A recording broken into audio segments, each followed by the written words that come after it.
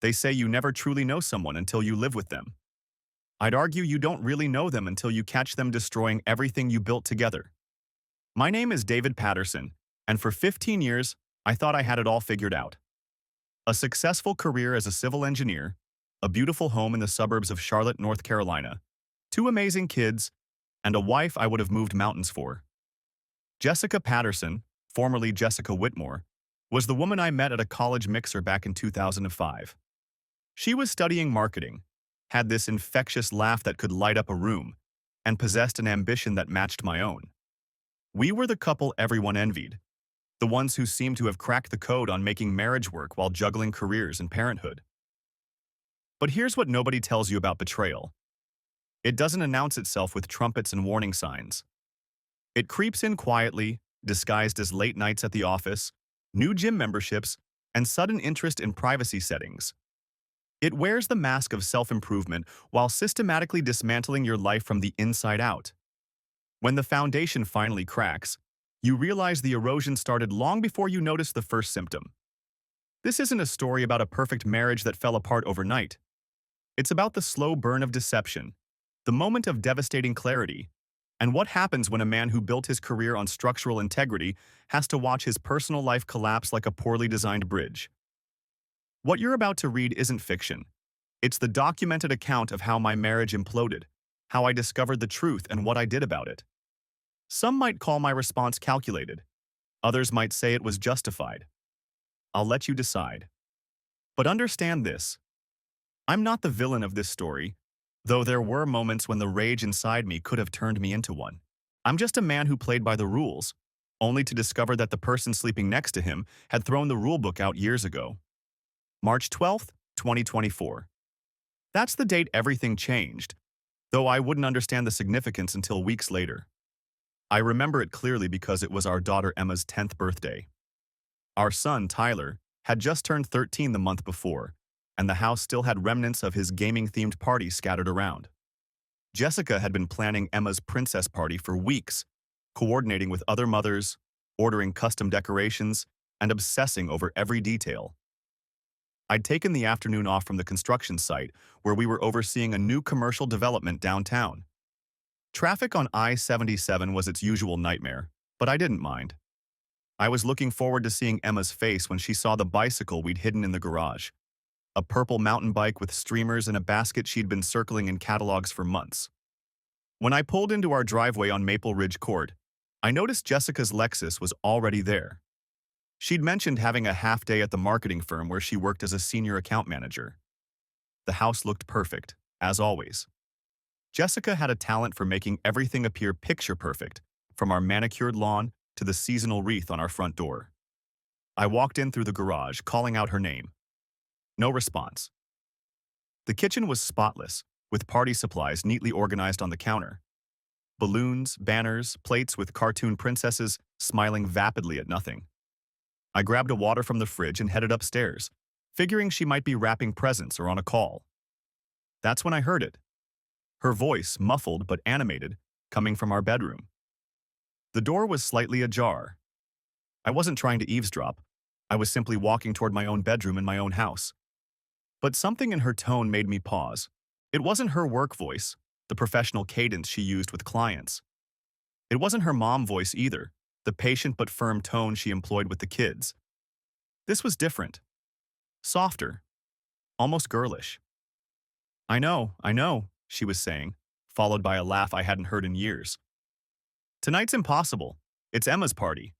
But tomorrow, Ryan's got that site inspection that'll keep him out until at least 7. My hand froze on the doorframe. Ryan. She was talking about me, but not to me. You're terrible, she continued, her voice dropping to something intimate. No, I can't think about that right now. I need to focus on getting through today without looking guilty. Another laugh. Stop it. Seriously. I'll text you later when I'm alone. I should have burst through that door right then, confronted her, demanded answers. But I didn't. Instead, I backed away slowly, my heart hammering so hard I thought it might crack a rib. I retreated downstairs, my mind racing through 1,000 explanations that might make this innocent. Maybe it was a surprise for me? Maybe she was planning something with a friend and didn't want me to know? Even as I constructed these flimsy justifications, I knew better. 15 years of marriage gives you an instinct for truth versus deception. The tone of her voice, the secrecy, the mention of my schedule, it all pointed towards something I didn't want to acknowledge. I stood in the kitchen, staring at those ridiculous princess plates, and made a decision that would define everything that followed. I wouldn't react emotionally. I wouldn't accuse without proof. I'd spent my entire career building things that could withstand stress tests and environmental factors. I knew how to assess a situation, identify weaknesses, and develop a comprehensive plan. The party started at 3. I'd already made my decision. I would play the part perfectly. The devoted husband, the doting father, the man who had absolutely no idea his wife was planning to sneak away to meet another man. I went through the motions with mechanical precision. Hung the purple streamers Jessica had bought. Arranged the princess plates on the dining room table. Set up the folding chairs in the backyard. Every action felt distant, as if I were watching someone else perform these tasks while I floated somewhere above, observing. Jessica came downstairs at 2:30, wearing a yellow sundress I'd always liked. She smiled at me, that same warm smile I'd fallen for 15 years ago, and asked if I needed help with anything. "I've got it covered," I said, matching her tone perfectly. "You look beautiful." The words came out smooth, natural. She didn't detect anything wrong because I didn't let anything show. An engineer's discipline has its advantages.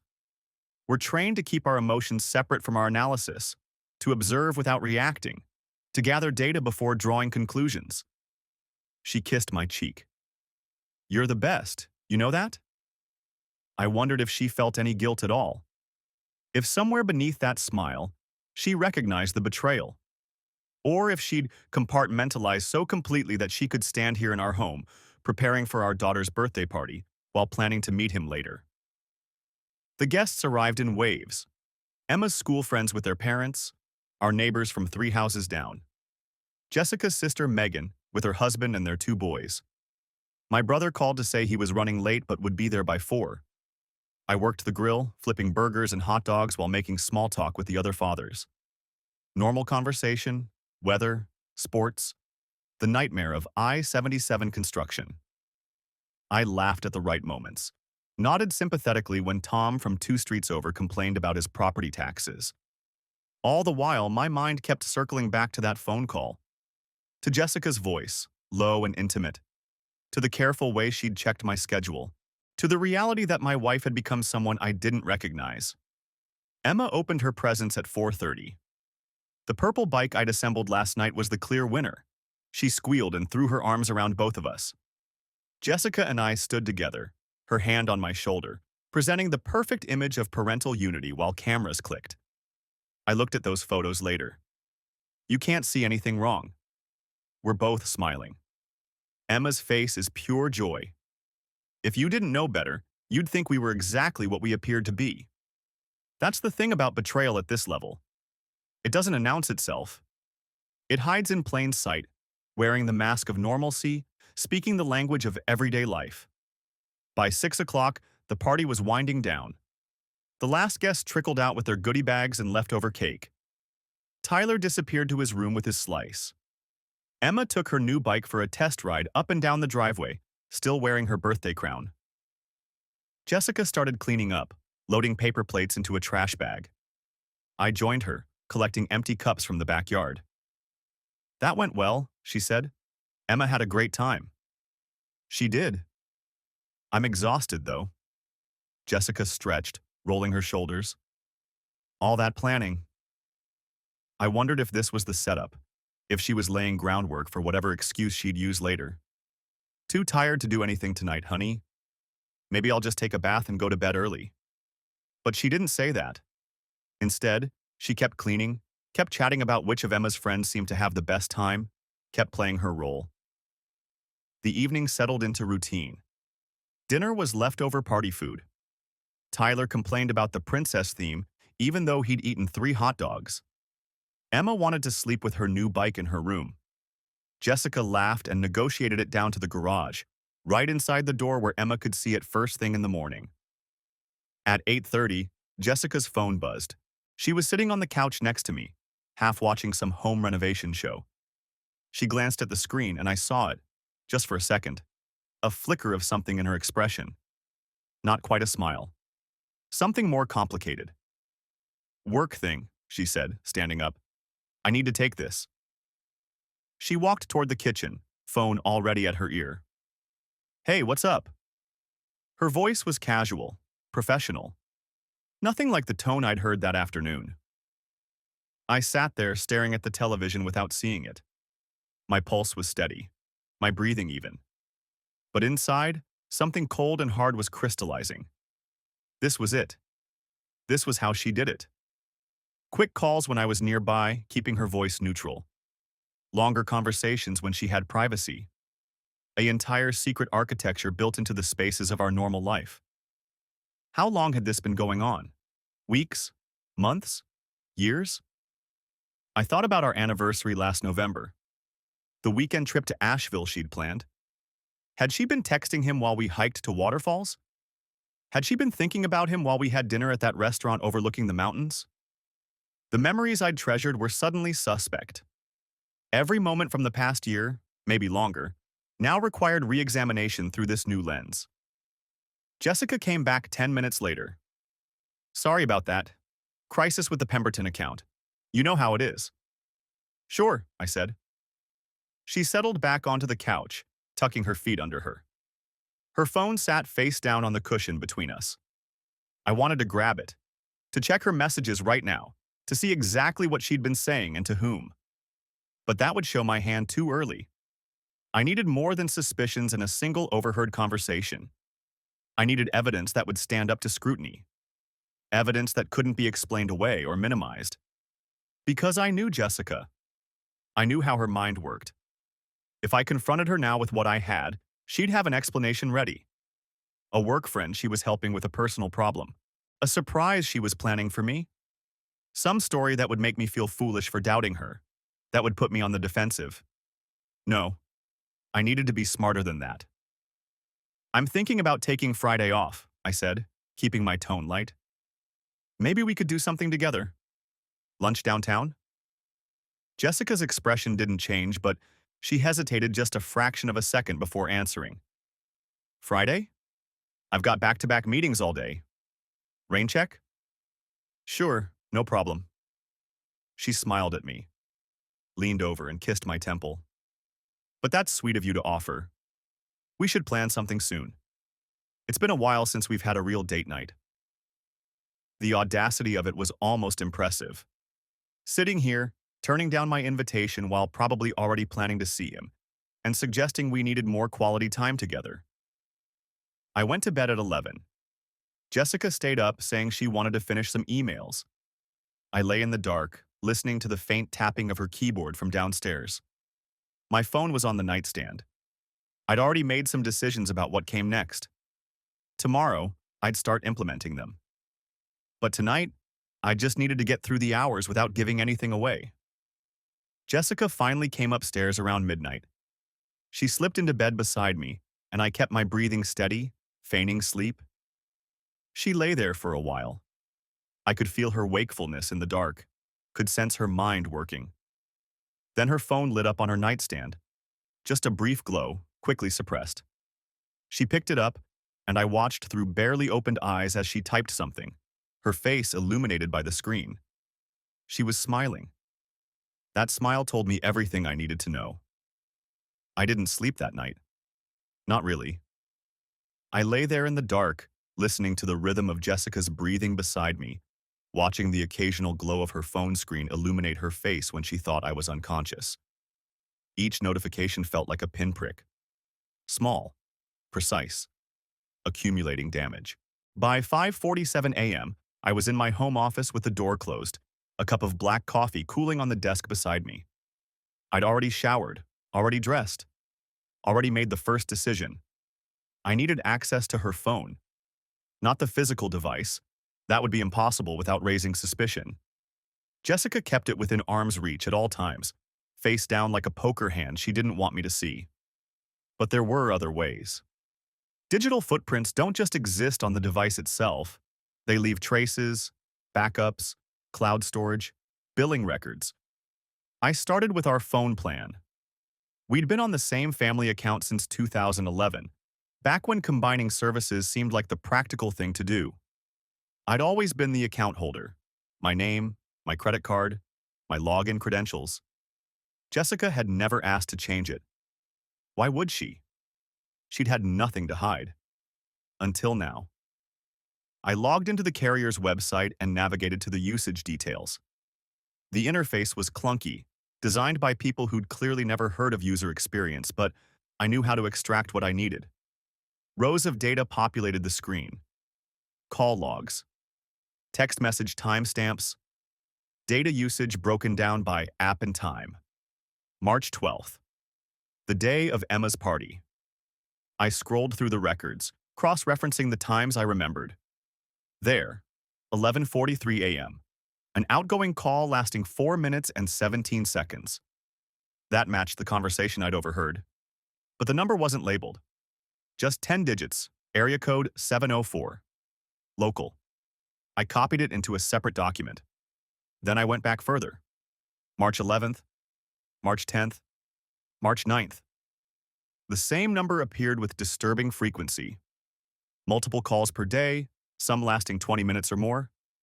Text messages sent in clusters, 5, 6, 7 in a row, always during work hours or late at night. The pattern was unmistakable. This wasn't a colleague. This wasn't a client. This was him. I took a screenshot of every page, saving them to a folder I created on my laptop. Not the cloud. Not our shared drive. A local folder, password protected, buried 3 levels deep in my file structure. I labeled it Project Documentation, Site 7. Jessica wouldn't look twice at it. By 6:30 a.m., I had 2 weeks' worth of phone records compiled. The data told a story that didn't require interpretation. Frequent contact, extended conversations, late-night exchanges. The timeline suggested this had been going on since at least late February, possibly longer. I heard movement upstairs. Water running through the pipes. Jessica was awake. I closed the laptop, deleted my browser history, and walked into the kitchen like nothing had happened. She came down at 6:52 a.m., wearing her gray blazer and black slacks, hair still damp from the shower. She smiled when she saw me, the same smile she'd worn for 15 years, and poured herself coffee from the pot I'd made. "You're up early," she said. "Couldn't sleep. Big inspection today." "The Tryon Street project?" I nodded. "Foundation work. If the concrete didn't cure properly, we're looking at a 2-week delay." She made a sympathetic sound, scrolling through her phone with one hand while sipping coffee with the other. "I've got a pitch meeting at 9. Probably won't be home until 6:30, maybe 7. Want me to pick up dinner?" "That'd be great." She glanced up, met my eyes. "You're the best." The words landed like a slap. I kept my expression neutral, took another sip of coffee, and watched her gather her things.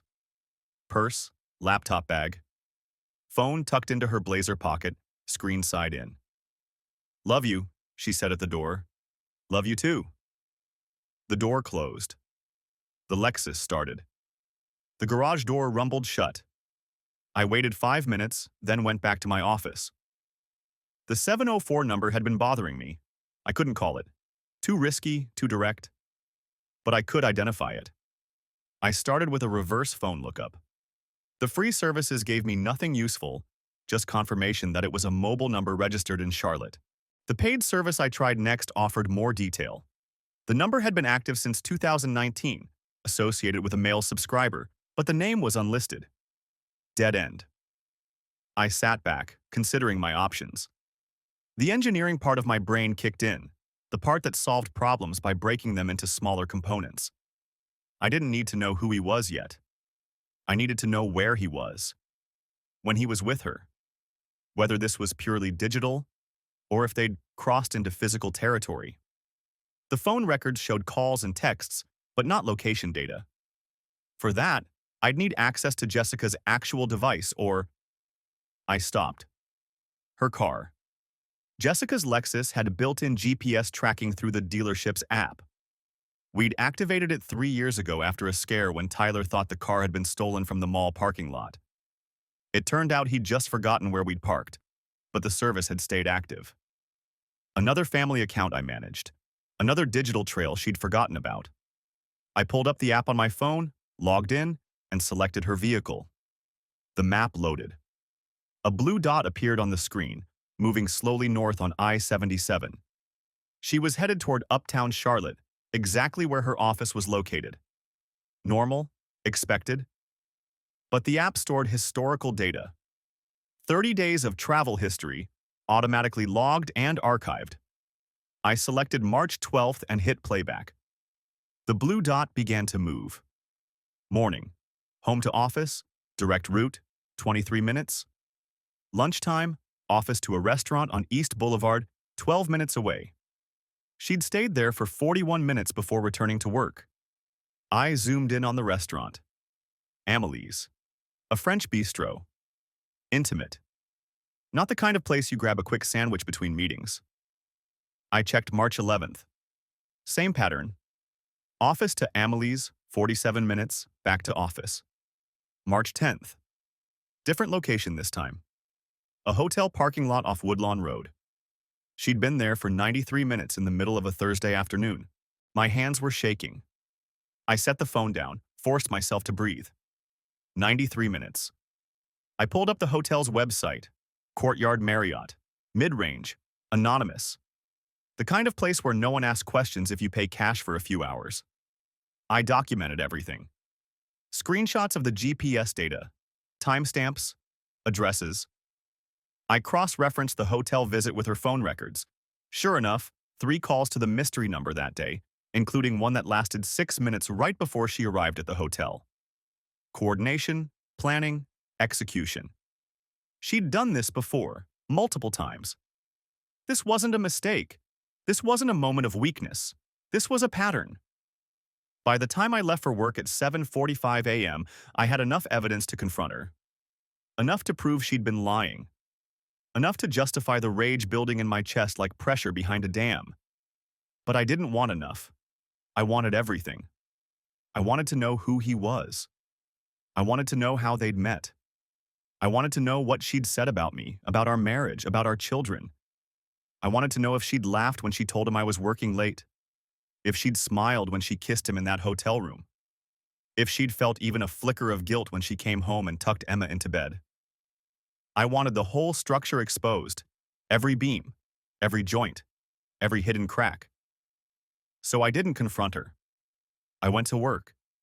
I inspected the foundation on Tryon Street. I made notes about aggregate density and compression ratios. I had lunch with my project manager and discussed timeline adjustments. And when I got home that night at 6:15 p.m., I kissed my wife on the cheek and asked her how her pitch meeting went. "Really well," she said, smiling. "I think we landed the account." "That's great, Jess. I'm proud of you." She squeezed my hand. I squeezed back. And I waited. I sat in my car outside the office, the engine ticking as it cooled. March 15th, 2024. 6:47 p.m. The parking lot was nearly empty, just a few stragglers from the engineering department finishing up reports. I'd left early, telling my project manager I needed to handle a family matter. Not a lie, technically. The phone records were printed and tucked into a manila folder in my briefcase. GPS data backed up on 3 separate drives. Screenshots time-stamped and organized chronologically. I'd spent my lunch break that day creating a spreadsheet. Color-coded, cross-referenced, methodical. Every call, every text, every location that didn't match her stated schedule. My hands were steady on the steering wheel. That surprised me. I'd expected trembling, rage, something physical to match the cold fury that had settled into my chest like concrete hardening around rebar. Instead, I felt calm, focused. The way I felt before presenting findings to a client, when I knew the data was irrefutable. I started the car and merged onto I-77 northbound. Traffic was lighter than usual for a Thursday evening. I'd be home by 7:15, right on schedule. Jessica expected me at 7:30, which meant I had 15 minutes to observe before making my entrance. The house looked exactly as it had every evening for the past 15 years. Warm light glowing from the kitchen windows. Jessica's Lexus in the driveway, parked at the precise angle she always used. The seasonal wreath on the front door, spring flowers now, replacing the winter greenery. Everything in its place. Everything perfect. I parked on the street instead of pulling into the garage. A small deviation, but intentional. I wanted the vantage point. Through the kitchen window, I could see her moving around. She was wearing the gray sweater I'd bought her for Christmas, the cashmere one she said made her feel elegant. Her hair was pulled back in a ponytail. She was smiling at something on her phone. I checked my watch. 7:16 p.m. My own phone buzzed. A text from Jessica. Running a bit behind on dinner. Chicken needs another 20 min. Hope your day wasn't too crazy. 3 exclamation points. She always used excessive punctuation when she was in a good mood, or when she was lying and wanted to seem cheerful. I typed back, "No problem, traffic was light. I'm grabbing something from the car, be in shortly." I watched her read the message through the window, watched her smile, set the phone down, return to whatever she was doing at the counter. Chopping vegetables, it looked like. The good knife, the Wüsthof we'd received as a wedding gift. She was humming. I couldn't hear it, but I could see the movement of her shoulders, the slight sway that meant she had music playing or a song stuck in her head. This was the part that gnawed at me, not the betrayal itself. I'd processed that, filed it away in the mental compartment labeled evidence, but the ease of her deception, the seamlessness. She wasn't struggling with guilt. She wasn't torn up inside, agonizing over what she was doing to our family. She was humming while making dinner, texting her husband with exclamation points, probably planning her next afternoon at the Courtyard Marriott. I opened my briefcase and pulled out a small notebook. New, purchased that morning at the office supply store. I decided to keep a handwritten log in addition to the digital records. Redundancy. In engineering, you never relied on a single data point. March 15th, 7:18 p.m. Arrived home. Jay appears relaxed, cheerful, no signs of stress or concern. Making dinner, chicken, vegetables. Phone visible on counter. I needed to know who he was. The 704 number had become an obsession, a variable I couldn't solve. I'd considered hiring a private investigator, but that felt like admitting I couldn't handle this myself. Plus, it created a paper trail, involved a third party. I wanted control over every aspect of this investigation. There were other options. Reverse phone lookup services, though the legitimate ones required payment and left digital footprints. I could call the number myself, but that would tip my hand. I could wait for Jessica to say his name, drop some identifying detail, but patience had its limits. Then it hit me. LinkedIn. Jessica's LinkedIn profile was public. She used it for professional networking, connecting with clients and industry contacts. I pulled out my phone and navigated to her page.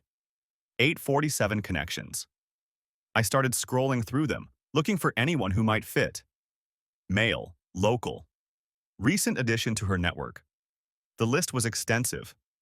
Marketing professionals, media buyers, creative directors, account executives. I filtered by Charlotte location. Still too many. I needed a different approach. I opened Facebook on my phone. Jessica's profile was more locked down, but I could still see her friends list. We'd never bothered hiding that from each other. Why would we? We were a happily married couple with nothing to hide.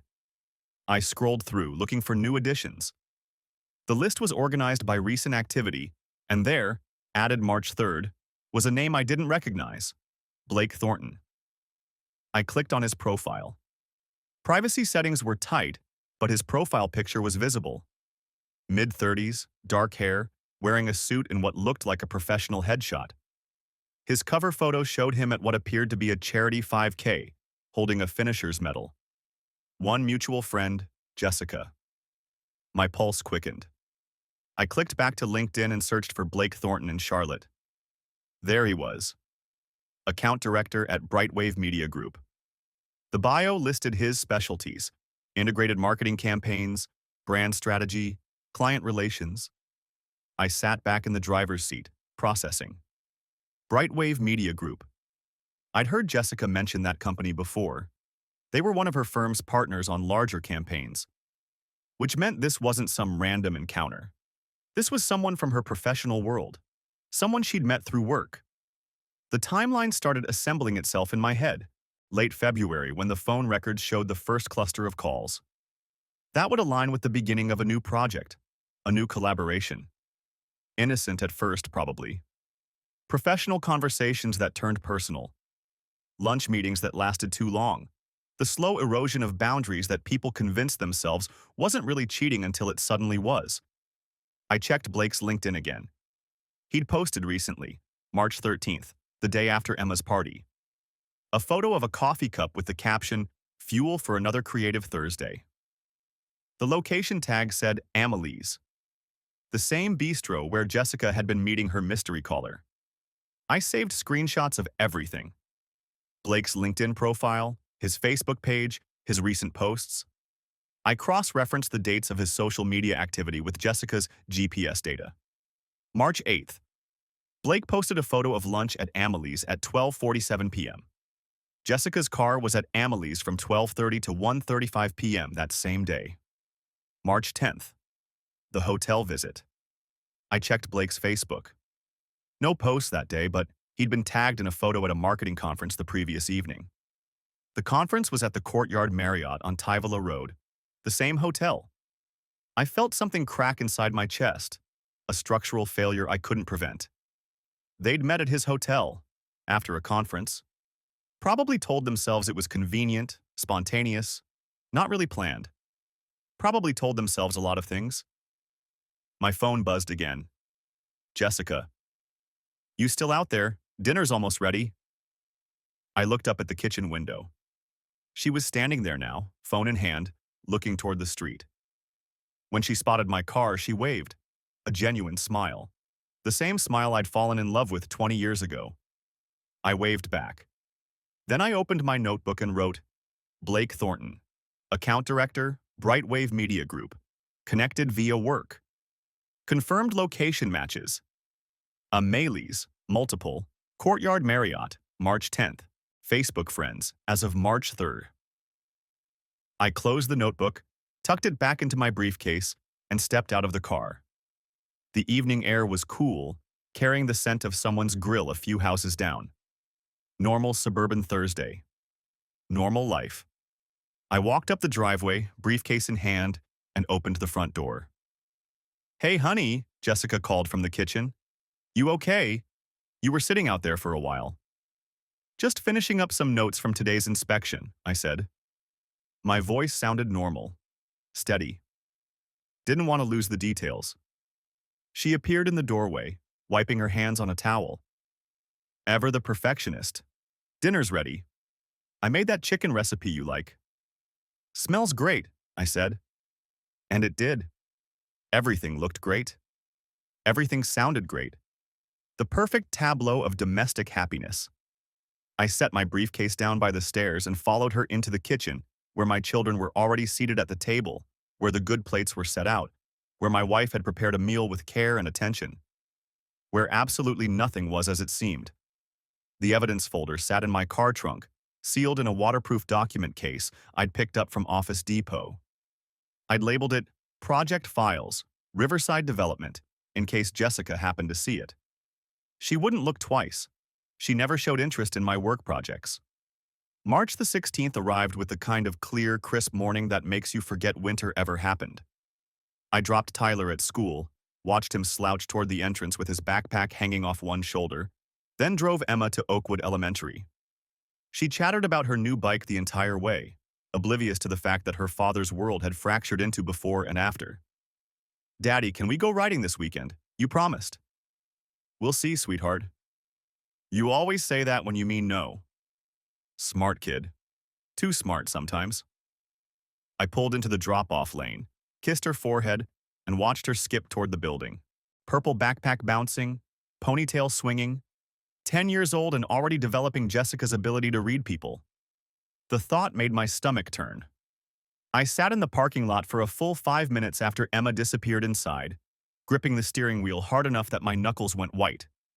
The rational part of my brain, the engineer who calculated load-bearing capacities and stress tolerances for a living, kept trying to find alternative explanations. Maybe Blake Thornton was just a colleague. Maybe the hotel visit was for a client meeting. Maybe those hundreds of text messages were all work-related. But the other part of my brain, the part that had listened to Jessica's voice drop into that intimate register on the phone, knew better. I needed more. Something definitive. Something she couldn't explain away with her marketing polish spin. By 9:30, I was parked 3 blocks from Brightwave Media Group's office building in Uptown Charlotte. Jessica's Lexus sat in the parking deck across the street. I'd called in sick to work, first time in 3 years, and settled in with a thermos of coffee and a clear view of the building's main entrance. Surveillance. The word felt ridiculous even thinking it. This was the kind of thing that happened in movies, not to civil engineers with 401ks and PTA memberships. But there I was, watching the revolving doors like some cut-rate private investigator. 10:15. A man emerged from the building. Tall, maybe 6'1", wearing a charcoal suit that probably cost more than my monthly car payment. Dark hair styled with just enough product to look effortless. He carried himself with the easy confidence of someone who'd never had to work too hard for anything. Blake Thornton. Had to be. He matched the LinkedIn photo perfectly. He stood on the sidewalk, checking his phone, and then Jessica appeared beside him. My wife. Wearing the navy dress I'd complimented that morning. The one that hugged her waist just right, they didn't touch. That was the thing that struck me first. No hand-holding, no casual arm around the shoulder. Completely professional. They walked together toward the parking deck, maintaining a respectful distance, talking animatedly about something. Could have been any 2 colleagues heading out for a business lunch. Except I'd seen the phone records. I knew about the hotel. I waited 30 seconds, then pulled out behind them when Jessica's Lexus exited the deck with Blake's BMW following close behind. 2-car convoy, maintaining the appearance of separation while heading to the same destination. They drove to the same bistro I'd found in the GPS history. Amelie's, with its French country charm and intimate corner tables. I parked down the block, far enough away that Jessica wouldn't spot my truck if she happened to glance out the window. The engineer in me wanted to document everything. Take photos, record timestamps, build an airtight case. But my hands stayed on the steering wheel, frozen. Because watching them walk into that restaurant together, still not touching, still maintaining that careful distance, made it real in a way the data hadn't. Phone records were just numbers. GPS coordinates were just locations. But seeing my wife smile up at another man, seeing her tuck a strand of hair behind her ear in that unconscious gesture she'd done 1,000 times with me, that was different. That was a knife between the ribs. I sat there for 90 minutes, watched them emerge at 12:40, laughing about something. Still not touching. Still playing it safe in public. Blake said something that made Jessica throw her head back. That infectious laugh I'd fallen in love with 15 years ago now, directed at someone else.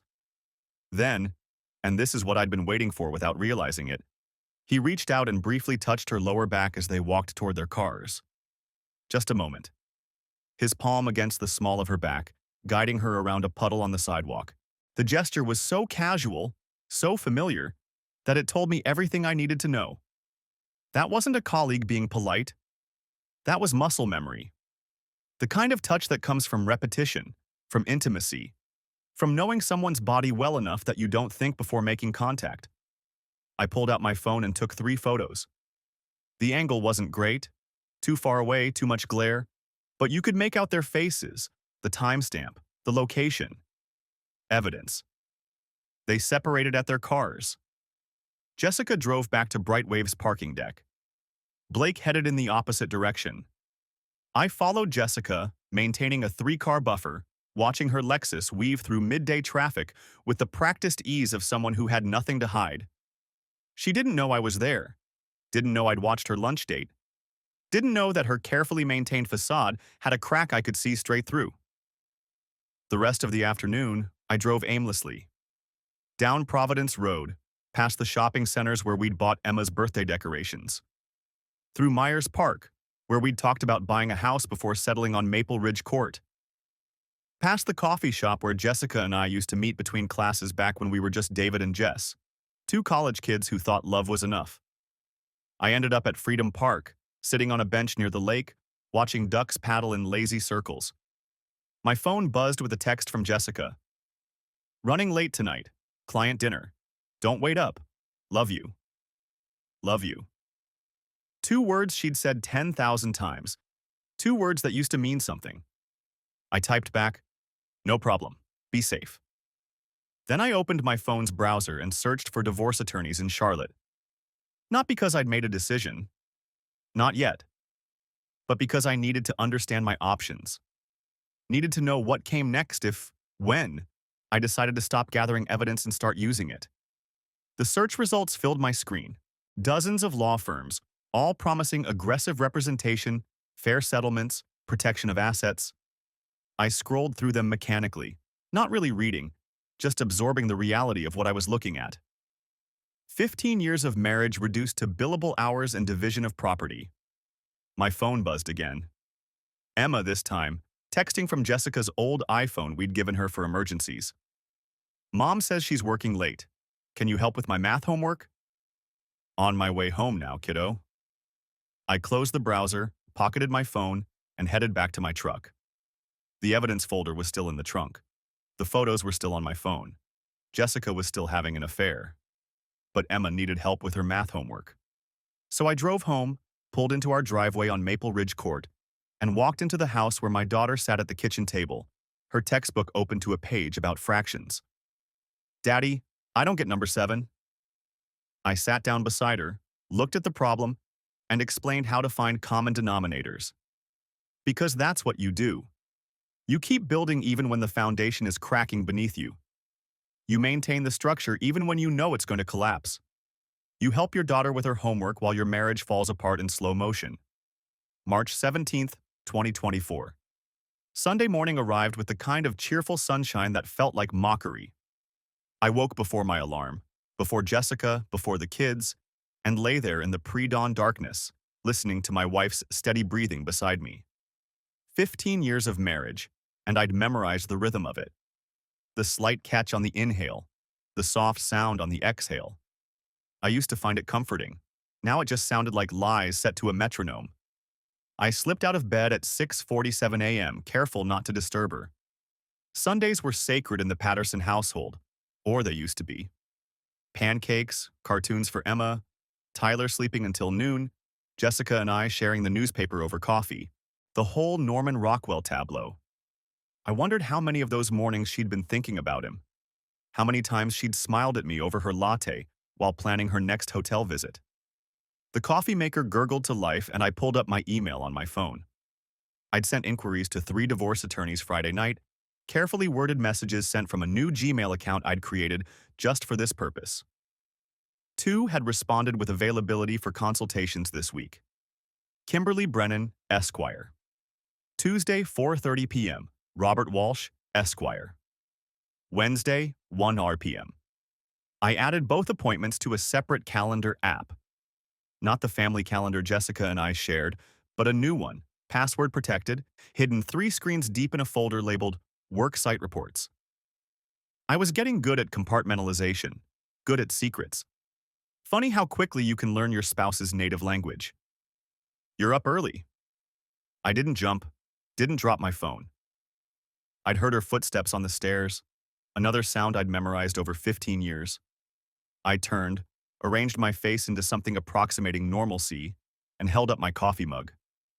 Couldn't sleep, I said. True enough. Thought I'd get a head start on the day. Jessica padded into the kitchen wearing one of my old college t-shirts and sleep shorts, her hair pulled into a messy bun. She looked exactly like the woman I'd fallen in love with in that undergraduate physics class. Same smile. Same freckle on her left shoulder. Same person who'd promised me forever on a beach in Hilton Head while our friends threw birdseed and her mother cried happy tears. The same person who'd spent 93 minutes in a courtyard Marriott with Blake Thornton 4 days ago. I was thinking we could take the kids to the park today, she said, reaching for a mug. It's supposed to hit 75. Emma's been begging to try out her new bike. The purple one, with the streamers and the basket. The one we'd given her 10 days ago, before I knew my marriage was a carefully constructed fiction. Sounds good, I said. And it did sound good. It sounded exactly like what we should be doing. What a normal, happy family would do on a perfect March Sunday. Take the kids to Freedom Park. Let Emma ride her bike on the greenway. Buy overpriced ice cream from the vendor near the lake. Take photos.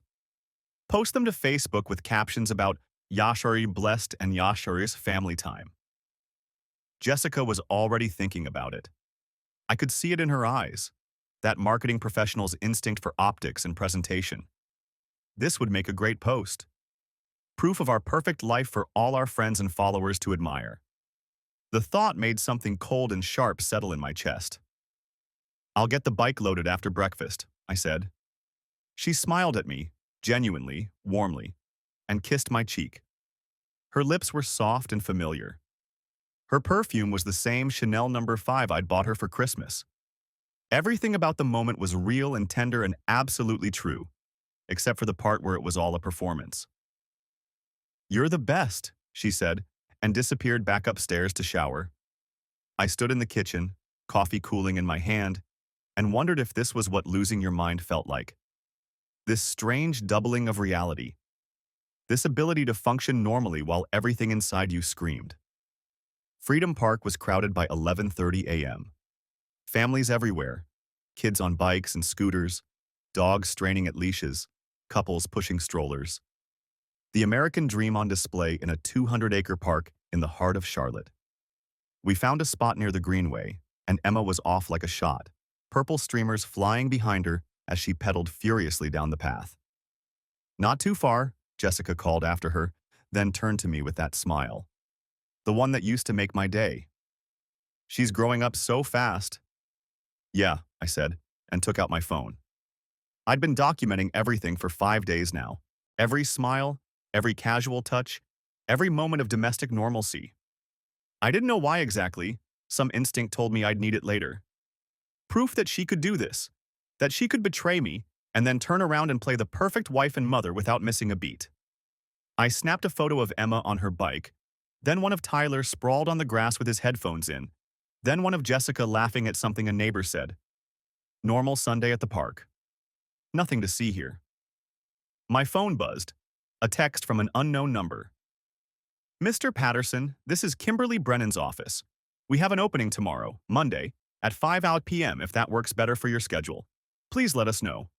Tomorrow, 28 hours from now, I'd be sitting in a divorce attorney's office discussing asset division and custody arrangements and the systematic dismantling of 15 years of marriage. I glanced at Jessica. She was watching Emma, her face soft with maternal pride, completely unaware that I was holding a grenade with the pin already pulled. Tomorrow works. I'll be there, I typed back. David, look, Emma had circled back, grinning widely. I did the whole loop without stopping. That's great, sweetheart, I said, and meant it. Whatever was happening between Jessica and me, whatever was about to happen, Emma was still my daughter. Tyler was still my son. That part was real. That part mattered. I took another photo. Emma, triumphant on her purple bike, her whole world still intact. For now.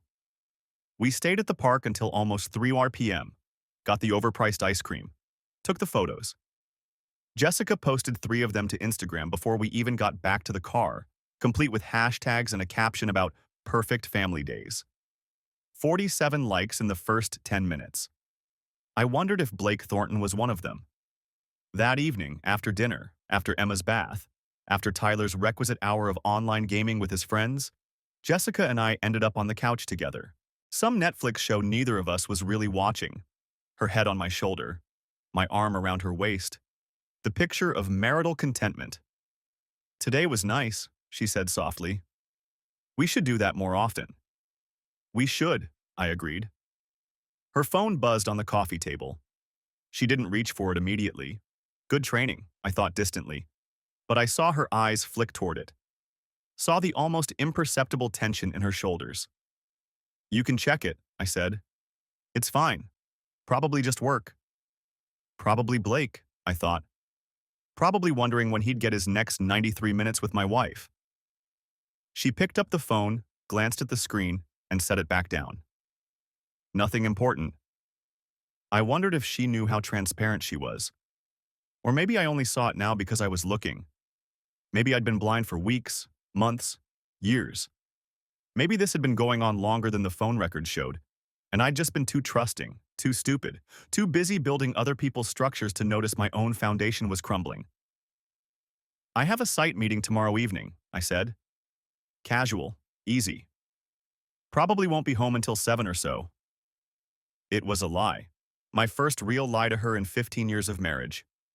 The meeting I had was with Kimberly Brennan Esquire, but Jessica didn't need to know that. Not yet. Okay, she said, and snuggled closer. I'll keep dinner warm.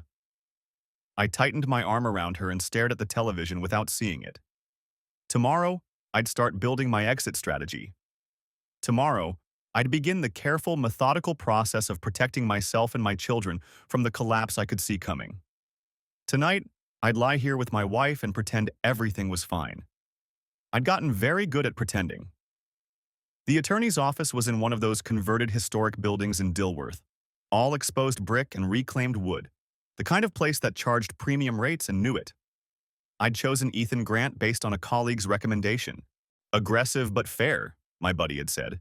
Won't bleed you dry, but won't leave money on the table either.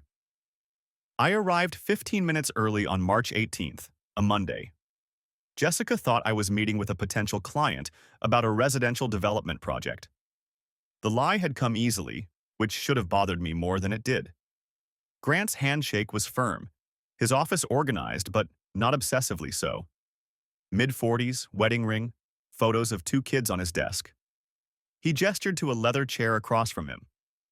So, he said, pulling out a yellow legal pad, tell me what's going on. I'd rehearsed this, kept it factual, chronological, unemotional. Started with the phone call on March 12th, walked through the phone records, the GPS data, the surveillance. I showed him my documentation, printed spreadsheets, screenshots, the timeline I'd constructed. Everything organized in a 3-ring binder with labeled tabs. He took notes occasionally, but mostly just listened. When I finished, he leaned back in his chair. North Carolina's a no-fault state, he said. The affair itself won't impact the divorce much, but it can matter for other things. Alimony, sometimes custody, if you can prove it affected the children negatively. How long have you been married? 15 years. Kids' ages? 13 and 10. He nodded, making notes. You work full-time? She works full-time? Both of us, yeah. I'm a civil engineer.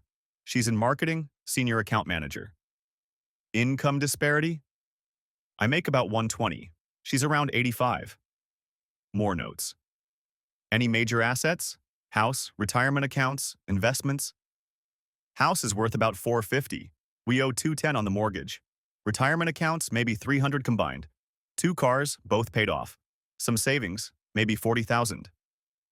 Grant did some quick math on his pad. Okay, so we're looking at roughly 700,000 in total marital assets, give or take. North Carolina's an equitable distribution state, not necessarily equal. Courts consider things like earning capacity, contributions to the marriage, who will have primary custody. I want custody, I said, or at least 50-50. That's doable. Courts prefer shared custody these days unless there's a reason not to. Your documentation here, he tapped the binder, shows you're organized, attentive. That helps. But custody comes down to what's best for the kids, not punishment for adultery. I felt something tighten in my chest. I'm not trying to punish anyone. I just don't want to lose my kids. Understood. His tone softened slightly. Look, I'll be straight with you. You've got good documentation, but affairs happen. Courts see them all the time. What matters more is showing you're a stable, involved parent. Can you be flexible with work? Handle school pickups, doctor appointments, that kind of thing? I've always been involved. I coach Tyler's baseball team. I help with homework. I'm there. Good. Keep doing that. Document it if you can.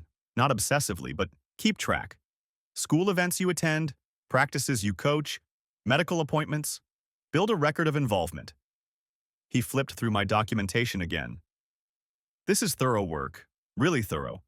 But I need to ask, have you confronted your wife yet? No. Why not? I'd asked myself the same question. I wanted to know what I was dealing with first, wanted to understand the situation before making any moves. Grant studied me for a moment.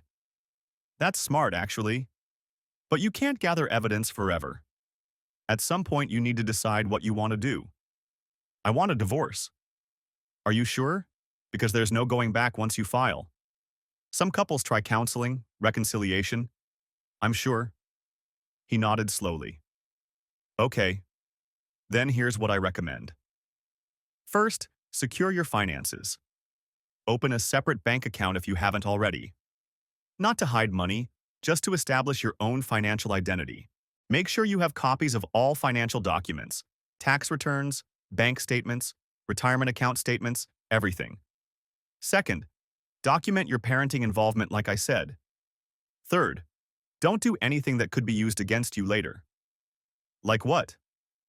Don't move out of the house unless you absolutely have to. Don't start dating. Don't badmouth your wife to the kids or on social media. Don't drain bank accounts or make major purchases. Just maintain the status quo while we prepare. How long does this usually take? Depends. If it's uncontested and you can agree on terms, maybe 6 months. If she fights custody or asset division, could be a year or more. North Carolina requires a year of separation before the divorce is final anyway, but we can settle everything else before then. A year. 12 more months of living in the same house, sleeping in the same bed, pretending everything was fine while the paperwork ground forward. What about her phone records? I asked. The GPS data, can we use that? We can present it, but like I said, adultery doesn't carry much weight in North Carolina. It might affect alimony. There's something called the supporting spouse rule. If she's the dependent spouse and you can prove she committed adultery, it can bar her from receiving alimony. But given your incomes, alimony might not even be on the table. I thought about Jessica's $85,000 a year, about Blake Thornton's salary, which was probably comparable or higher based on his position. She wouldn't need my money. What happens when I tell her I know? Grant set down his pen. Honestly, one of 3 things. She denies everything and gets defensive. She admits it and asks for forgiveness. Or she admits it and agrees to divorce. Based on what you've told me, the calculated nature of it, the lack of guilt, I'd guess option 3. She might even be relieved. That stung more than it should have. The idea that Jessica might actually want out, that this wasn't just an affair but an exit strategy. When should I tell her? That's up to you. But if you're serious about divorce, sooner is better than later. The year-long separation clock doesn't start until you're actually separated, either living apart or at least one of you has communicated the intent to end the marriage. Every day you wait is another day added to the timeline. I did the math. If I told her today, we could be legally divorced by March 2025. If I waited another month, it'd be April 2025. The engineer in me wanted to optimize, to minimize wasted time. But another part of me, the part that still remembered Jessica laughing at some stupid joke I'd made on our second date, the part that had held her hand in the delivery room twice, the part that had believed in us, that part wanted to delay as long as possible.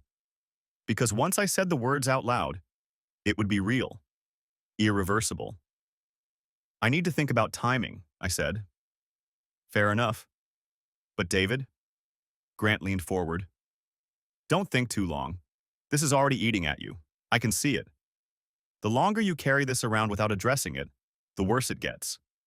And the more likely you are to do something impulsive that could hurt your case. I'm not going to do anything stupid. I believe you. You're clearly someone who thinks things through. But anger has a way of building up. Just be careful. We talked through some other details. His retainer was $5,000, with hourly billing after that. He estimated the total cost anywhere from 15 to 40,000 depending on how contested things got. He'd start drafting initial paperwork but wouldn't file anything until I gave the word.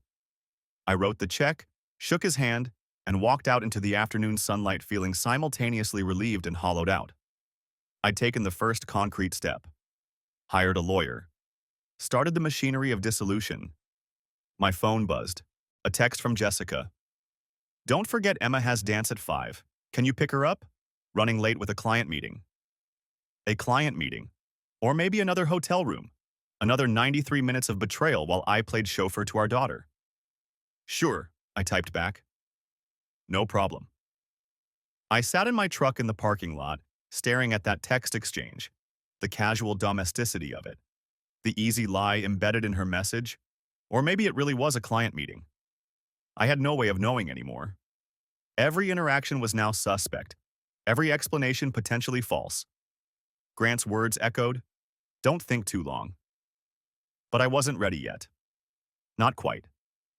I needed a few more days to shore up my evidence, to prepare myself mentally, to figure out exactly what I was going to say when the moment came. Just a few more days of living in the lie. Then I'd burn it all down. March 19th arrived with the kind of morning that belonged in a home improvement commercial. Sunlight streamed through our kitchen windows, catching the steam rising from Jessica's coffee mug. She stood at the counter scrolling through her phone, still wearing her silk pajama set, the navy one I'd bought her for Christmas. Tyler had already left for school, catching a ride with the neighbor's kid. Emma sat at the table working through a waffle, syrup pooled in every square with geometric precision. "Don't forget, I've got that client dinner tonight," Jessica said, without looking up from her screen. "Probably won't be home until 9 or so." I nodded, spreading peanut butter across toast with the kind of deliberate strokes I'd use applying sealant. "Which client?" "The Riverside Development account. Big presentation tomorrow, so we're doing the whole schmooze routine." She finally glanced up, offering the smile that used to make my chest tighten. Now it just made my jaw clench. "Blake's handling most of it, but they want the full team there." "Blake." She said his name like it meant nothing. Like I hadn't watched them together 4 days ago, his hand on her back with the casual ownership of someone who'd touched her in far more intimate places. "Sounds important," I said. "It is. Could mean a promotion if we land it." She took a long sip of coffee, then checked her watch. "I need to get ready. Can you drop Emma at school?" "Already planned on it." She disappeared upstairs. I heard the shower start, water rushing through pipes I'd helped install during our bathroom renovation 3 years ago. I'd done the calculations myself, ensuring proper pressure and drainage. Everything built to last. Emma looked up from her waffle. "Daddy, can Sophia come over this weekend?" "We'll see, sweetheart. Finish up so we're not late." I watched her eat. This small person who had no idea her world was about to fracture along fault lines she couldn't see. The engineering term is material failure, when the internal stresses exceed the structure's capacity to withstand them. Every material has a breaking point, even families. I dropped Emma at Oakmont Elementary at 7:52 a.m. She kissed my cheek and ran toward the building where her best friend waited by the flagpole, backpack bouncing. I watched until she disappeared inside, then pulled out my phone. The tracking app showed Jessica's Lexus still in our driveway. I had maybe 40 minutes before she left for work. I drove to the office but couldn't focus. The blueprints for the Morrison Street project, no, I couldn't use that name. The blueprints for the Westfield Street project sat on my desk, but the load calculations might as well have been written in Sanskrit. My mind kept circling back to Jessica's casual mention of Blake. The client dinner that probably wasn't a client dinner at all. At 10:15, my phone buzzed. A text from Jessica. "Forgot to mention, might need to work late tomorrow too. Presentation prep is killing us." I stared at the message. The lies were getting bolder, more frequent. She wasn't even trying that hard anymore. I typed back, "No problem. I'll handle dinner with the kids." 3 dots appeared, then disappeared. Then, "You're the best. Love you. Love you." 2 words that used to anchor my entire existence. Now they were just data points in my documentation of her deception. I left work at 3:30, telling my project manager I had a personal appointment. Not a lie, technically. I drove to Brightwave Media Group's office building on South Tryon Street, a glass and steel structure that reflected the Charlotte skyline in 1,000 fragmented pieces. Jessica's Lexus sat in the parking garage, third level, right where the GPS said it would be. I parked 4 rows back with a clear sight line to her vehicle. This was new territory for me. The phone records and GPS tracking felt clinical, distant, just data analysis. But sitting here, waiting to watch my wife with another man, this felt different. More invasive, more real. I didn't have to wait long. At 4:47 p.m., they emerged from the elevator together. Jessica wore her charcoal suit, the one with the pencil skirt that hit just above her knees. Blake walked beside her in shirt sleeves, tie loosened. They weren't touching, but their body language spoke volumes, the way they angled toward each other, the synchronized rhythm of their steps. They stopped at her car. Blake said something that made Jessica laugh, her head tilting back in that way that used to be mine. Then he leaned in, and for a horrible second I thought he was going to kiss her right there in the parking garage where anyone could see. But he just opened her car door. A gentleman. How thoughtful. Jessica slid into the driver's seat. Blake closed the door, tapped the roof twice, then walked toward a black Audi 5 spaces down. They pulled out separately, heading in different directions. I followed the Lexus. Jessica didn't go home. She headed north on I-77, then took the exit toward South Park. The GPS showed her route in real time, a blue line tracing her path through Charlotte's upscale shopping district. She pulled into the parking lot of a boutique called Refined, the kind of place that sold dresses with price tags that required mental preparation. I watched from across the street as she went inside. 43 minutes later, she emerged carrying 2 shopping bags with the store's distinctive silver logo. New clothes. For what? The client dinner that wasn't a client dinner? Or maybe something else? Maybe she was planning to leave. Maybe she'd already told Blake everything and they were making their own plans while I sat in my car like some private investigator from a bad cable drama. The Lexus headed home. I waited 5 minutes, then followed. When I walked through our front door at 6:20, Jessica was in the kitchen marinating chicken breasts. The shopping bag sat on the counter, tissue paper visible at the tops. "Hey," she said brightly, "you're home early." Wrapped up what I needed to do. I set my keys in the bowl by the door, the same bowl we'd bought at a pottery class during our 5th anniversary trip to Asheville. "What's in the bags?" "Oh, just picked up a couple things for the presentation tomorrow. Want to look sharp, you know?" She smiled, turning back to the chicken. "Can you grab Emma from Sophia's house? Her mom texted that they're done with homework." "Sure." I walked past the bags. Through the tissue paper, I could see dark fabric. Silk, maybe. Something expensive. Something for Blake to appreciate. Dinner was grilled chicken, roasted vegetables, and the kind of strained normalcy that would have fooled anyone who didn't know better. Emma talked about her science project. Tyler complained about his English teacher. Jessica asked about my day with the practiced interest of someone reading from a script. "How's the Westfield project coming?" she asked, passing me the salad bowl. "On schedule. We're doing the final stress analysis next week." "That's good." She took a sip of wine.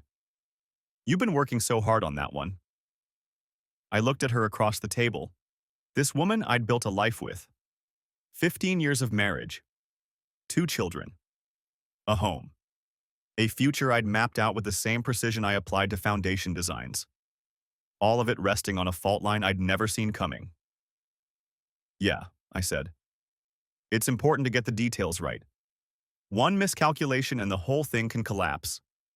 She nodded, oblivious to the subtext. Or maybe not oblivious. Maybe she knew exactly what I was saying and just didn't care. At 7:45, she went upstairs to get ready for her client dinner. I heard the shower again, then the hairdryer, then the quiet sounds of her getting dressed. She came down at 8:20 wearing one of the new outfits, a black dress that hugged her figure in ways that made my stomach turn. Not because she didn't look beautiful. She did. That was the problem. "How do I look?" she asked, doing a small turn. "Perfect," I said. and meant it in the worst possible way. She kissed my cheek, grabbed her purse, and headed for the door. "Don't wait up. These things always run late." The door closed. The Lexus started. I watched through the window as her taillights disappeared down Maple Ridge Court. Then I opened my laptop and checked the GPS. She wasn't heading toward any restaurant in the business district. She was heading back to the Courtyard Marriott. The weight of silence. Conclusion. I didn't sleep that night. I sat in my home office with the lights off, watching the GPS tracker on my laptop screen. The blue dot that represented my wife's car sat motionless in the Courtyard Marriott parking lot from 8:47 p.m. until 11:23 p.m. 2 hours and 36 minutes. When she finally came home, I was in bed with my eyes closed, breathing steady and slow.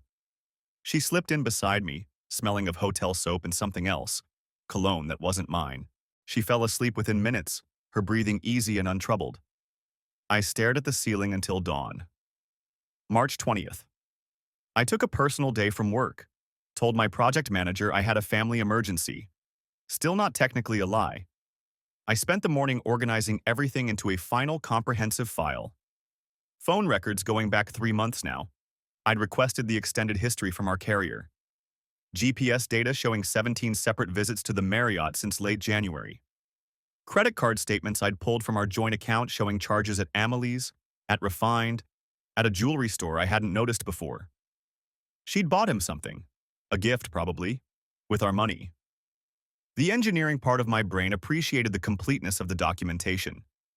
Every beam accounted for. Every stress point measured. A full structural analysis of my marriage's failure. At 2:30 p.m., I picked up Emma from school. Then Tyler. I took them to their favorite pizza place, let them order whatever they wanted, and watched them be children for what felt like the last time before everything changed. "Dad, you're being weird," Tyler said around a mouthful of pepperoni. "Just enjoying spending time with you guys." Emma leaned against my shoulder. "Can we do this more often?" "Yeah, sweetheart, we can." Because after tonight, I'd have them every other week if the custody arrangement worked out. Maybe more if I was lucky. But never again would we be this. The four of us, intact. A family unit that existed on paper and in photographs. Jessica got home at 6:15. I was waiting in the living room, the evidence folder on the coffee table in front of me. "Hey," she said, setting down her purse. "You're home early. Did you pick up the kids?" "They're at your sister's. I asked Megan to take them for the night." Something in my tone made her stop. "Is everything okay?" "Sit down, Jessica." She sat slowly on the chair across from me, not the couch, some instinct already putting distance between us.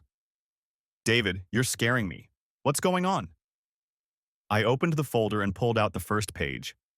Phone records, with the calls to Blake's number highlighted in yellow. Hundreds of them.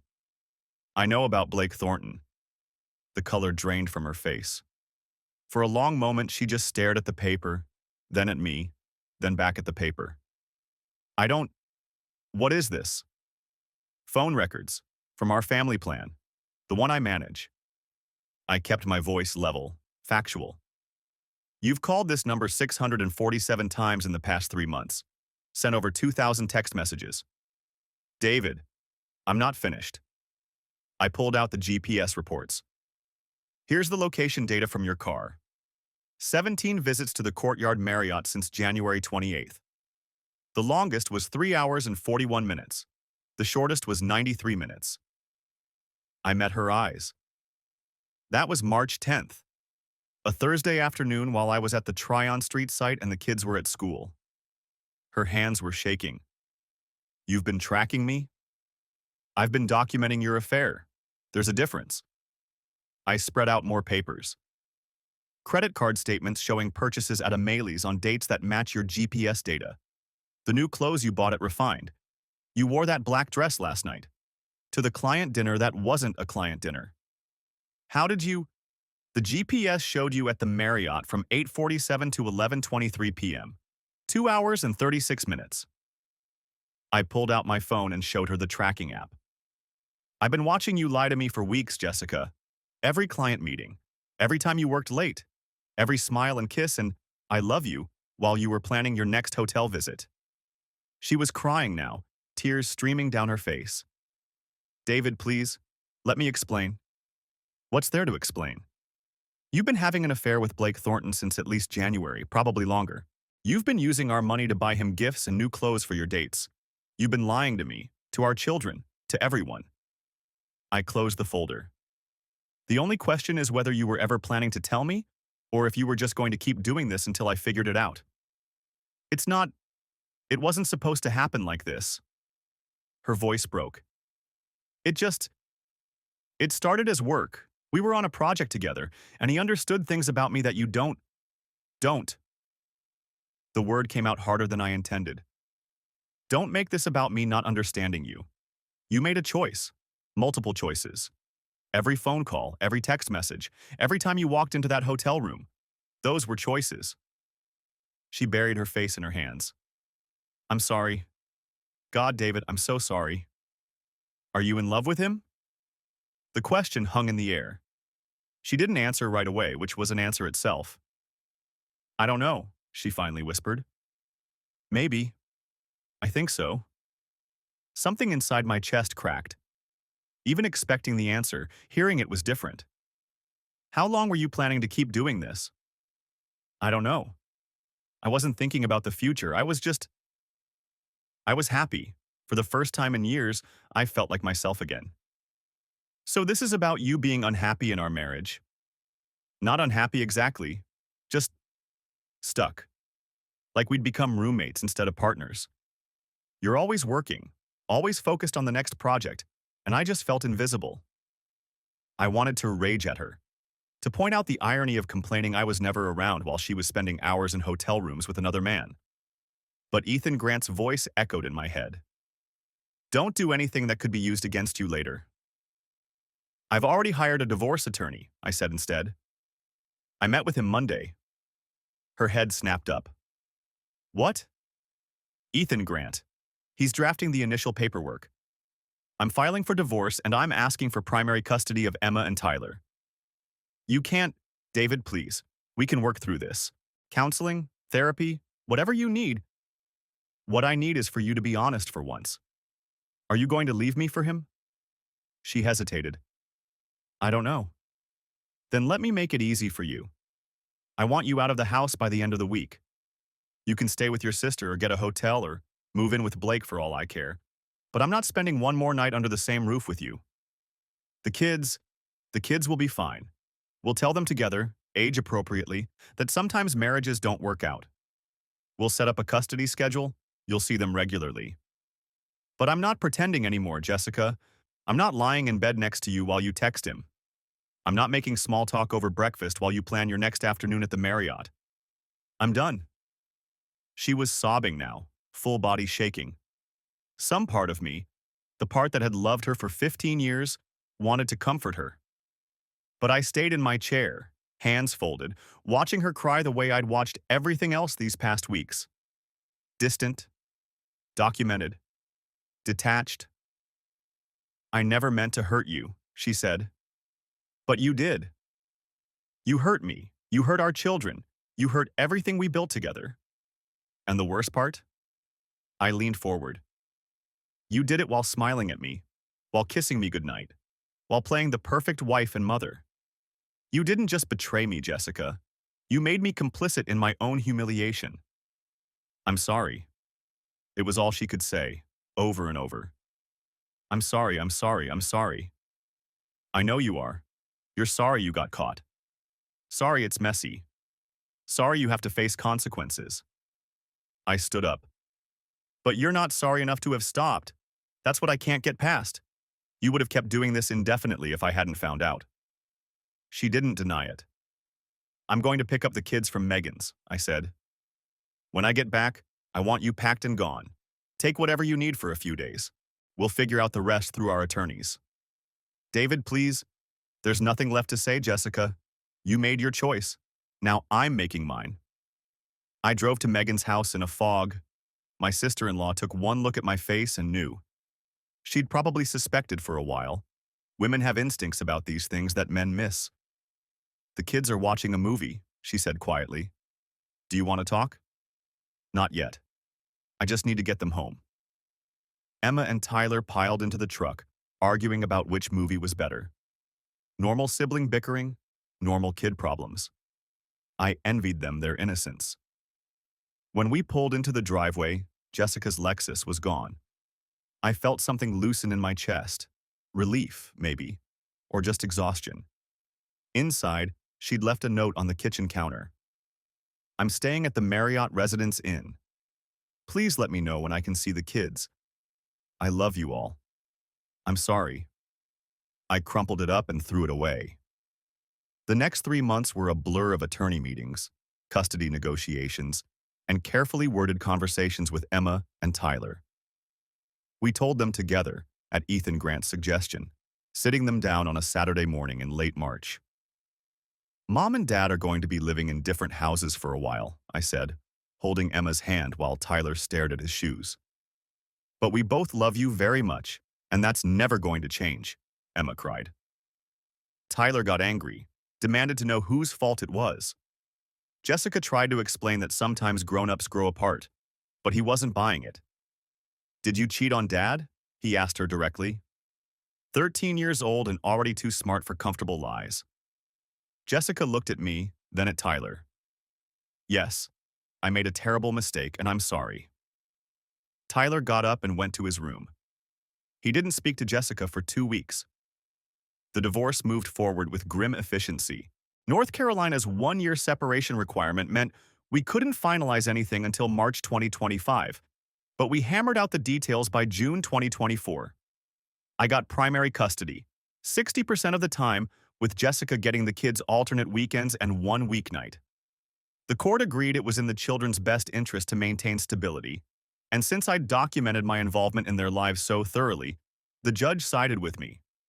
Asset division was straightforward. The house went to me since I had primary custody. Jessica got a larger share of the retirement accounts to balance it out. We split the savings. She kept her Lexus. I kept my truck. The affair did affect alimony.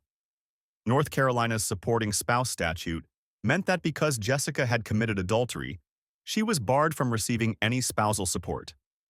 Ethan had been right about that. By July, Jessica had moved into a townhouse in South End with Blake. They made it official sometime that summer. I didn't ask for details. Emma mentioned seeing him a few times when she visited her mother. Said he was okay, I guess. Tyler refused to meet him until September. The first year was the hardest. I threw myself into work, took on extra projects, coached Tyler's baseball team with an intensity that probably bordered on unhealthy. Emma started therapy to deal with the divorce. Tyler's grades slipped, then recovered. We found our rhythm slowly, painfully. I dated a little, starting in early 2025. Nothing serious. The trust issues were substantial, and most women could sense the walls I'd built. One of them, a teacher named Rachel, told me gently that I was still processing everything and maybe needed more time. She was right. The divorce was finalized on March 20th, 2025, exactly 1 year after I confronted Jessica with the evidence folder. The judge signed the papers, and just like that, 15 years of marriage became a legal document filed in the Mecklenburg County Courthouse. Jessica married Blake in June 2025. Small ceremony, I heard. Emma went. Tyler didn't. They seemed happy in the photos that made their way to social media, though I didn't look too closely. I sold the house in August 2025. Too many memories, too many rooms that echoed with the ghost of what we'd been. I bought a smaller place closer to the kids' schools, something modern and clean with no history attached. Started over with new furniture, new routines, new everything. Tyler graduated high school in 2029. Emma in 2032. I walked them both down the aisle at their respective weddings. Tyler in 2034, Emma in 2037. Jessica was there too, with Blake, and we were cordial. Polite. The kind of distant friendliness that comes from shared children and enough time passing that the wounds have scarred over. I'm writing this in 2040. 16 years after that March evening when I sat in my car outside Brightwave Media Group and watched my wife with another man. I'm 58 now. The kids are grown. Tyler has 2 children of his own. Emma just had her first. People ask if I ever regretted how I handled it. If I should have tried counseling, given Jessica another chance, fought for the marriage instead of documenting its failure with engineering precision. The answer is no. Here's what I learned. Betrayal isn't a single moment. It's 1,000 small choices that accumulate like stress fractures in concrete. Every lie, every secret phone call, every hotel visit, they all add up. And once the structural integrity is compromised, no amount of patching can make it sound again. I learned that trust, once broken at that level, doesn't heal. It can't. You can forgive, maybe. You can move forward. But you can't unknow what you know. You can't unsee what you've seen. I learned that loving someone and being able to live with them are 2 different things.